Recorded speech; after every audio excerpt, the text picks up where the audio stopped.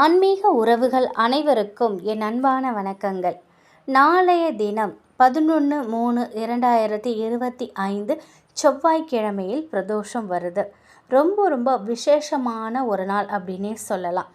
நம்முடைய கடன் தீர்வதற்கு செவ்வாய்க்கிழமை மிகவும் உகந்த ஒரு நாள். அந்த தினத்தில் பிரதோஷம் வர்றது ரொம்ப சிறப்பு. திருவண்ணாமலைக்கு போயிட்டு அண்ணாமலையாரை தரிசனம் செய்ய முடியலேனாலும் அண்ணாமலையானே அப்படின்னு இருந்த இடத்துலேருந்து மனசார நம்ம நினச்சாலே முக்தி கிடைக்கும் அப்படின்னு சொல்லுவாங்க. அண்ணாமலை ஈசனை நினச்சி நம்முடைய கடன் சுமை தீர நாளைய தினம் செவ்வாய்க்கிழமையோடு சேர்ந்து வரக்கூடிய இந்த பிரதோஷ நாளில் எப்படி வழிபாட்டை செய்கிறது, என்ன பரிகாரம் செய்வதுங்கிறத தான் இந்த பதிவில் நாம் பார்க்க போகிறோம். பிறவி கடனை அடைப்பதற்கு தான் அண்ணாமலை ஈசனை வழிபடணும் அப்படின்னு சொல்லுவாங்க. ஆனால் நம்ம பொருளாதாரத்தில் வாங்கி வச்சிருக்கக்கூடிய கடனை தீர்க்கறதற்கு இந்த கலியுகத்தில் அண்ணாமலை ஈசனின் பாதத்தை பற்றிக்கலாம். நிச்சயமாக அவர் நமக்கு ஒரு நல்ல வழியை காட்டி கொடுப்பாங்க. நாளைய தினம் செவ்வாய்க்கிழமையோடு சேர்ந்து வரக்கூடிய பிரதோஷ தினத்தில் ராகு கால நேரத்தில் முதல்ல துர்க்கை அம்மனுக்கு விளக்கு தீபம் போடுங்க. எலுமிச்சை பழத்துலேயோ இல்லை மண் அகல் விளக்குலேயோ தீபம் ஏற்றி உங்களுடைய கஷ்டங்கள் எல்லாம் தீரணும்னு பிரார்த்தனை பண்ணிக்கோங்க. செவ்வாய்க்கிழமை நாளைய தினம் மாலை 3 மணிலேருந்து 4:30 ராகு கால நேரத்தில் துர்க்கை அம்மன் வழிபாட்டை செஞ்சுருங்க. 4:30 மணிக்கு மேலே ராகு காலம் முடிஞ்சதுமே பிரதோஷ நேரம் தொடங்கிடும். பக்கத்தில் உள்ள சிவன் கோயிலுக்கு போய் சிவபெருமான வழிபாடு செய்யுங்க. நந்தியம்பெருமானையும் வழிபாடு செய்யுங்க. உங்களால் முடிந்த அபிஷேகத்திற்கு ஏதாவது பொருள் நீங்கள் வாங்கி கொடுங்க. அப்படி நீங்கள் கோவிலுக்கு போக முடியல அப்படின்னாலும் வீட்டிலேயே இந்த வழிபாடு நீங்கள் செய்யலாம். பூஜை அறையில் ஒரு தீபம் ஏற்றி வச்சு சிவன் வழிபாடு செய்யுங்க. இப்போ வரக்கூடிய இந்த பரிகாரத்தை நீங்கள் வீட்டிலேயும் செய்யலாம்.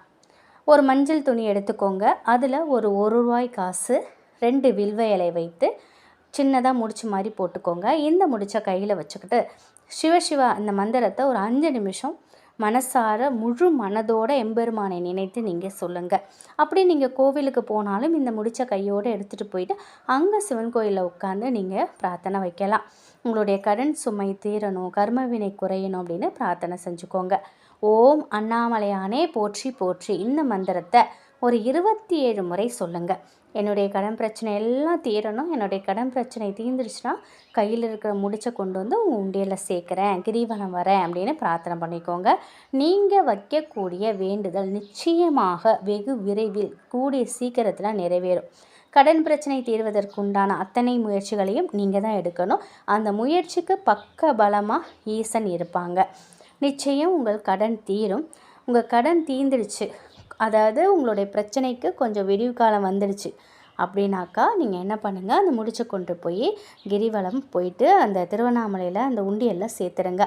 மூச்சு விடவே முடியாத அளவுக்கு கழுத்தை நெரிக்கக்கூடிய அளவுக்கு கடன் கொஞ்சம் விலகி ஓரளவுக்கு நீங்கள் வெளியில் வந்துட்டீங்க, கொஞ்சம் மூச்சு விட நேரம் கிடைச்சது அப்படிங்கிற ஒரு சூழ்நிலை வரும்போது பௌர்ணமி தினத்தில் நீங்கள் வச்சுருக்கக்கூடிய முடிச்சை திருவண்ணாமலை கோவிலில் உண்டியலில் போட்டுருங்க. சொன்னபடி கிரிவலமும் போங்க. இந்த பிரார்த்தனையை வச்சிங்கன்னா நிச்சயமாக உங்களுடைய கடன் சுமை தீரும். அதுலேயும் நாளைய தினம் செவ்வாய்க்கிழமை ருண விமோச்சன பிரதோஷம் ரொம்ப விசேஷமானது. இந்த அற்புதமான வேண்டுதலை அண்ணாமலையாட்ட நீங்கள் நாளைய தினம் நீங்கள் வைக்கலாம்.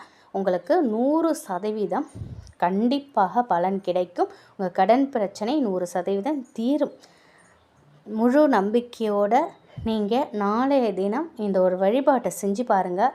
மிக விரைவிலேயே உங்களுடைய கடன் அடைவதை உங்கள் கண்கூடாக பார்க்கலாம். முழு நம்பிக்கை மட்டுமே மூலதனமாக வைத்து நீங்கள் இதை செய்து பாருங்கள். உங்கள் முயற்சியோடு இந்த ஒரு பிரார்த்தனை நீங்கள் செய்யும்பொழுது கண்டிப்பாக நீங்கள் நினைப்பது நடக்கும். நாளைய தினம் மறக்காமல் இதை செஞ்சு பாருங்கள். நன்றி.